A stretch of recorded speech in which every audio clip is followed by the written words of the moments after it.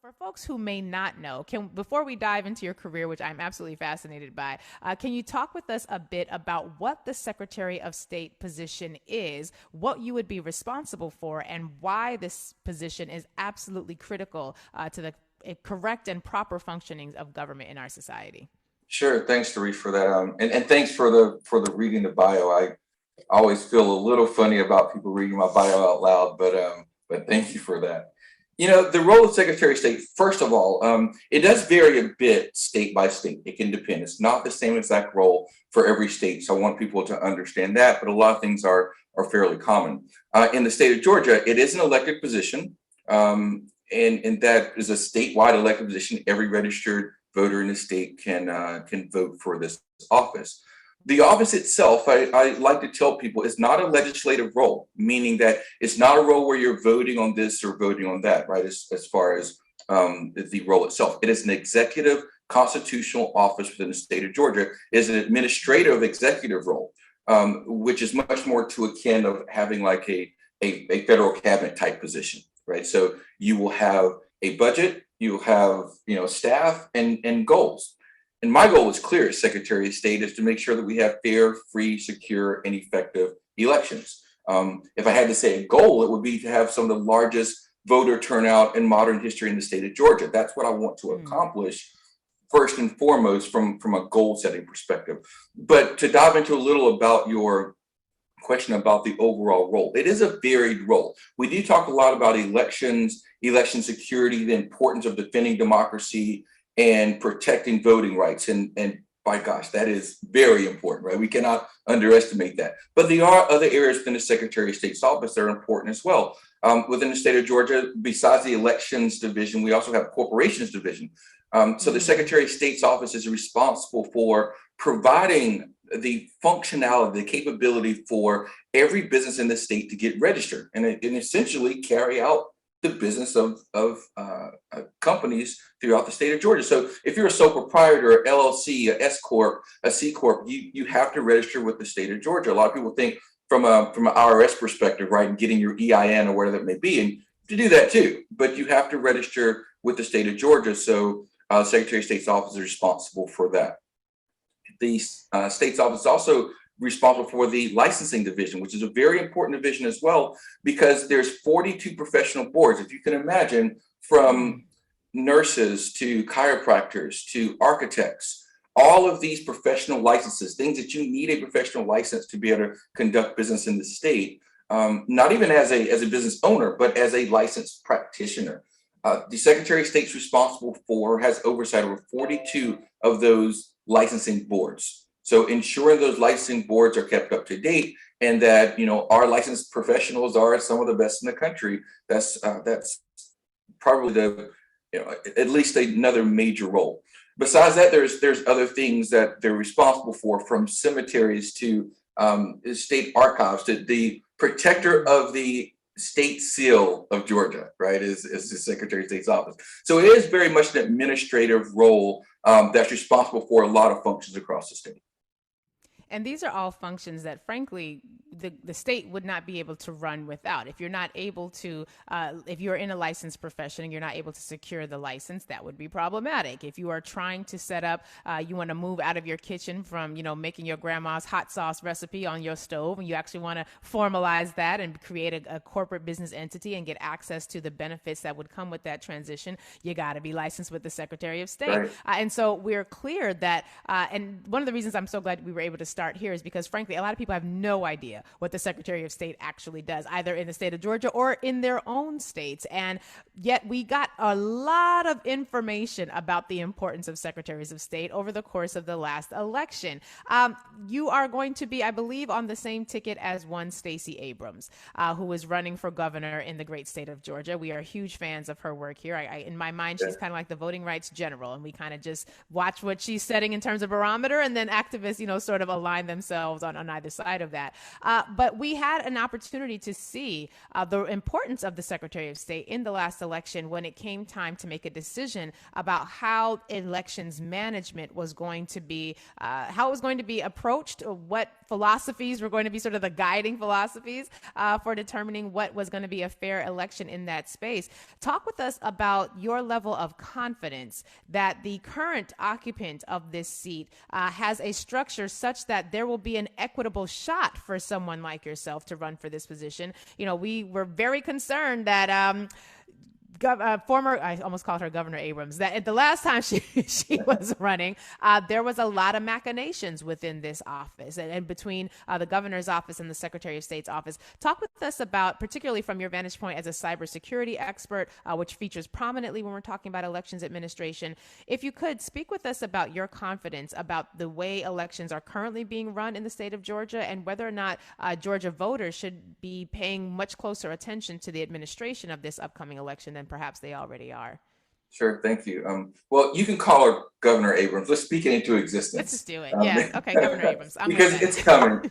You know, one of the primary reasons why I'm running for Secretary of State is because of my 20-year plus background and expertise really in cybersecurity, specifically in critical infrastructure systems, right? And how they're designed, how they are maintained, how they are governed, and how, most importantly, how they are defended.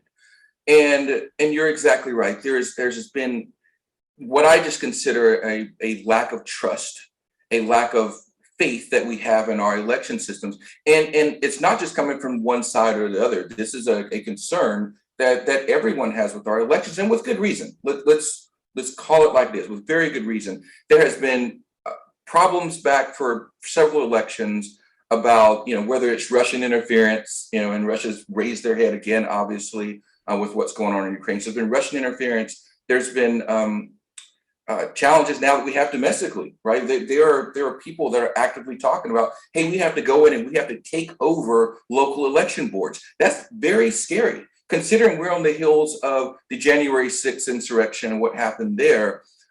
These are very, very troubling times. I usually tell people this, there's two chief concerns that I have.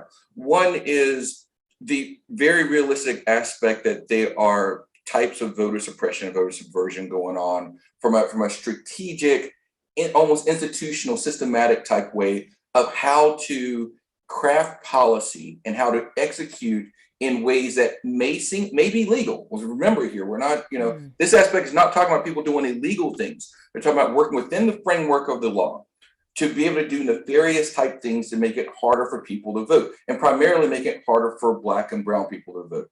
And that is a challenge, right? That is whether, lines are going to be significantly longer in Black and brown communities than in others. You're going to find areas where polling locations are being moved from areas that may have that had been there for decades, or maybe on public transit routes and they're no longer there, to areas where polling locations may be in police precincts, or just heavy police presence for no particular reason. So there are things that I view as being directly attributable to trying to make it harder for certain people to vote. And people love to talk about, election security and being afraid of hacking.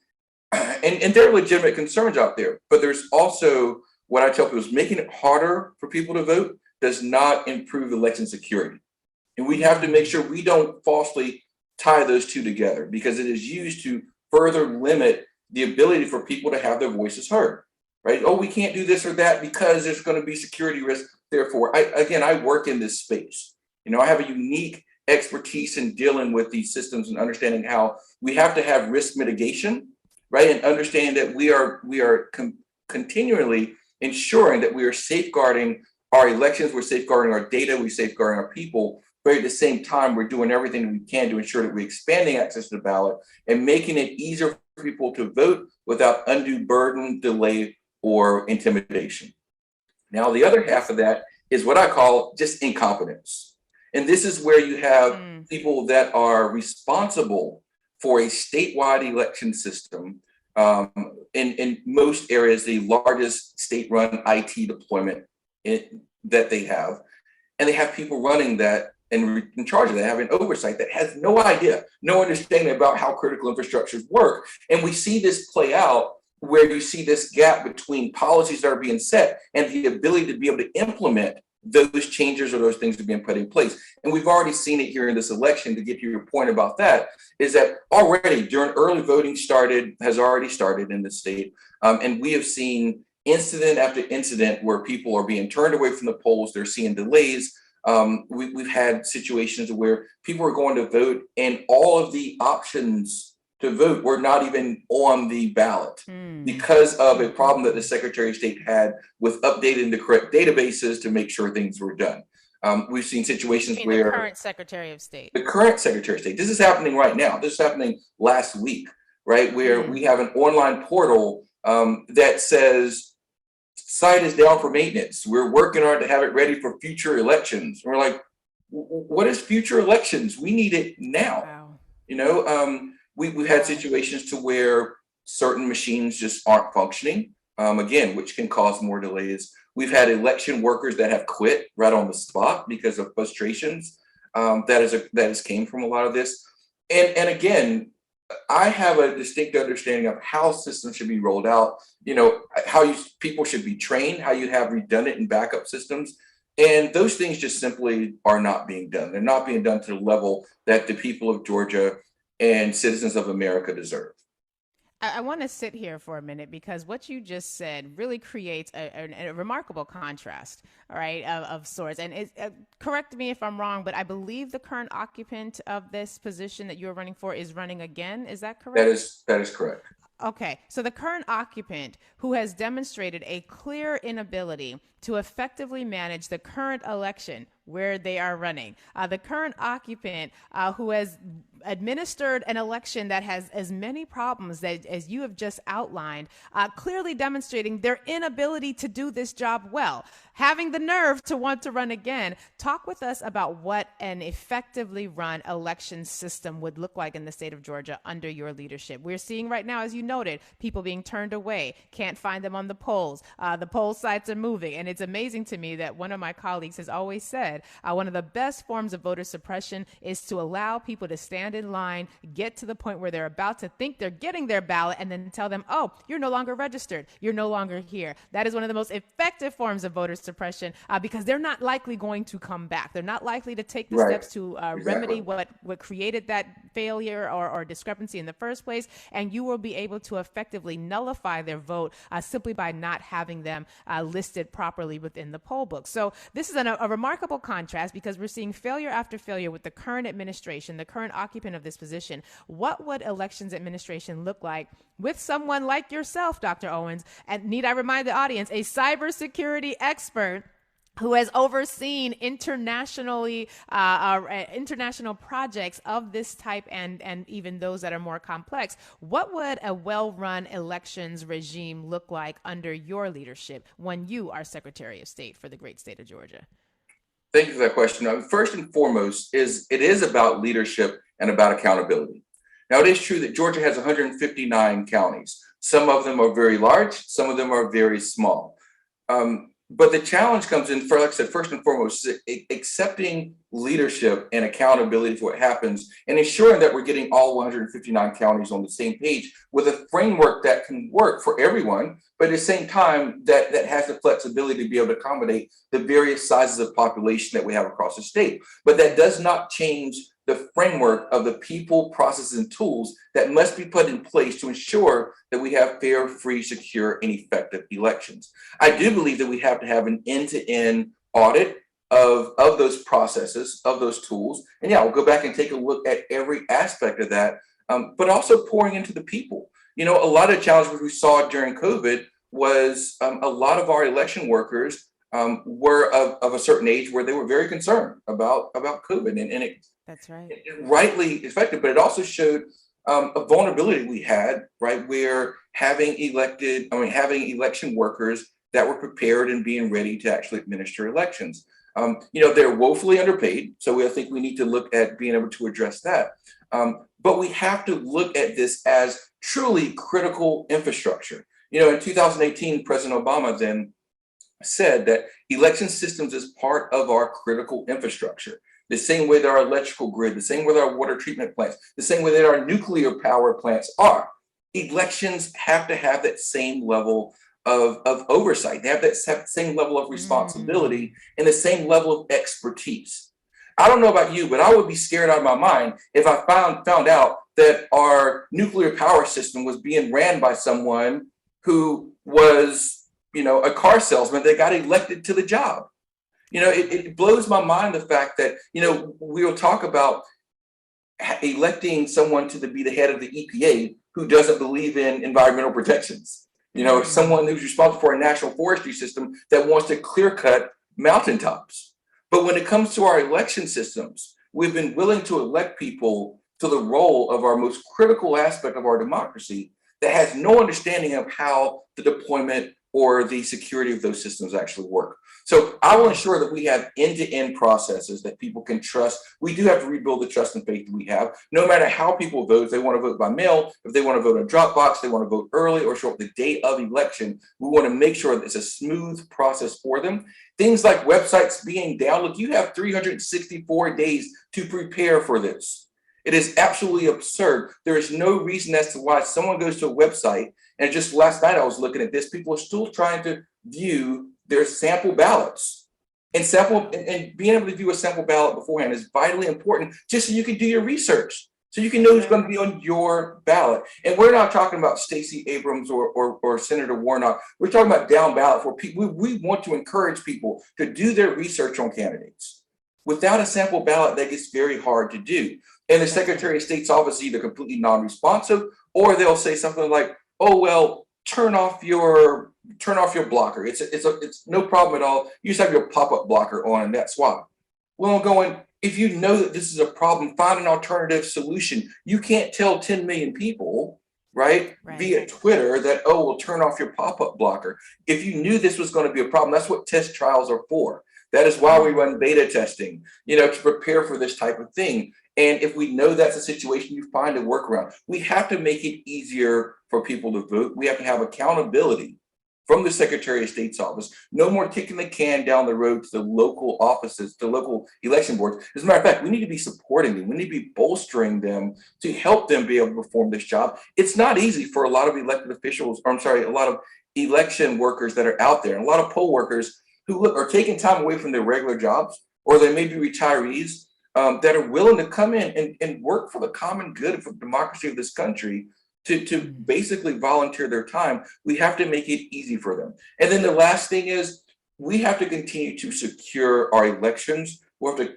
quit kicking people off the voting rolls for no reason. We have to stop these dastardly processes like moving voting precincts, and finding reasons to be able to stop it. We have to stop, as I said, purging people from rolls for no reason. We have to be the purveyor of truth and honesty and integrity. The Secretary of State's office has been responsible for doing two things that is despicable in my book.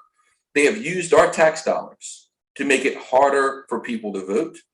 And they have been at the epicenter of spouting misinformation and disinformation when it comes to spreading this big lie about voter fraud, about voters manipulating information, about ballot stuffing and everything else that goes along. The Secretary of State's office, again, should be the place where you go to get truth and information and policy and procedures. I want you to come to the Secretary of State's website and have a very great experience to find out where you should go vote, to know when your next election is. Further than that, I want to proactively use our tax dollar to make sure every Georgian knows when the next election is coming up, make sure they can find out who's on their ballot, and make it as easy and smooth process as possible for them to be able to vote. That is the key. And I think lastly, I would say we have to ensure that we are restoring the faith and trust in our election systems. The last thing we need is people to feel like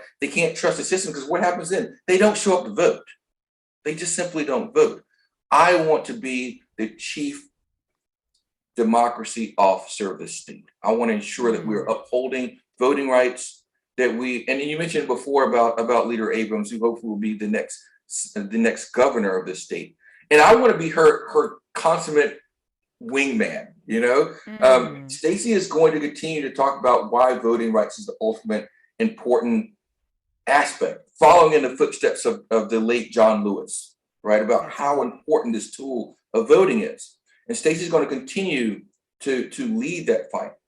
I am the person who is going to be able to strategically and tactfully be able to take those marching orders and be able to deploy them throughout the state.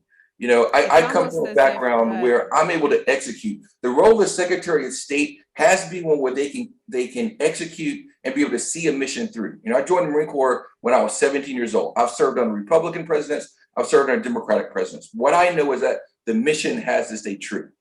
So while Stacey is doing that, I want to focus on making sure we get voters. And it's almost as though there are folks in office currently who do not want the effective execution of elections, because again, it seems to me that having had years to prepare for this, beta testing opportunities to prepare for this, either you're completely incompetent or you are aligned with the failures that are currently happening. That is to the current occupant of that seat.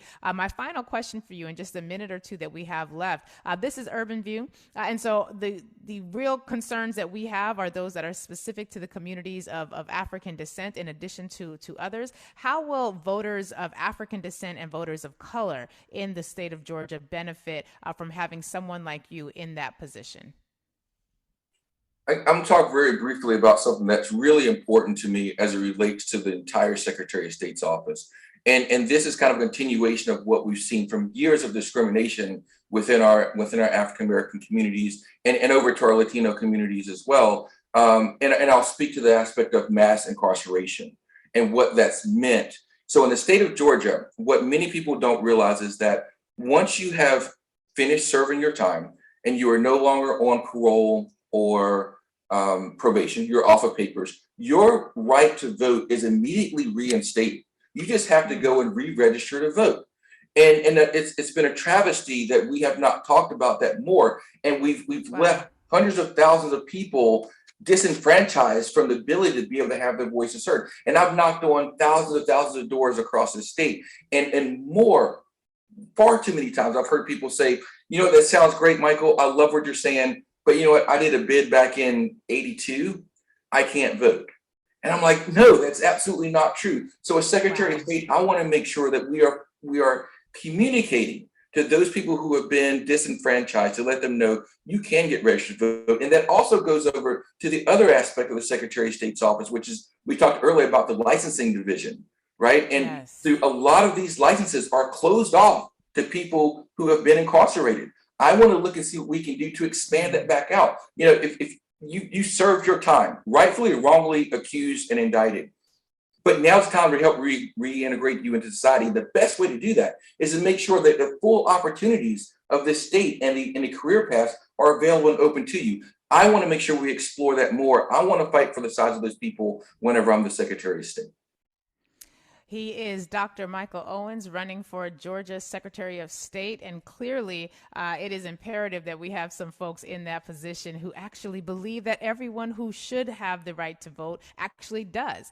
Because we're seeing right now what happens when you have someone in that position who is, again, either completely incompetent and therefore unqualified or completely aligned with the voter suppression that we see taking place right now. Dr. Michael Owens, how can our audience follow you, get to know you better? What are your social media handles? How can they connect with you and even perhaps donate or sign up to volunteer for your campaign? I would implore everyone who wants to see these type of activities we talked about today stop. They want to see to truly transform our elections. Go to owensforgeorgia.com, OWENSFOR Georgia.com. You can find me on Twitter at Owens for Georgia. I have to ask for your support, ask for your donations. $5, $10 would do it, but we could accept a lot more. We are making a difference in Georgia. We're committed. We're ready. I'm the only cybersecurity professional in the country that's running for Secretary of State. We can be a model right here in Georgia to change things. Thank you.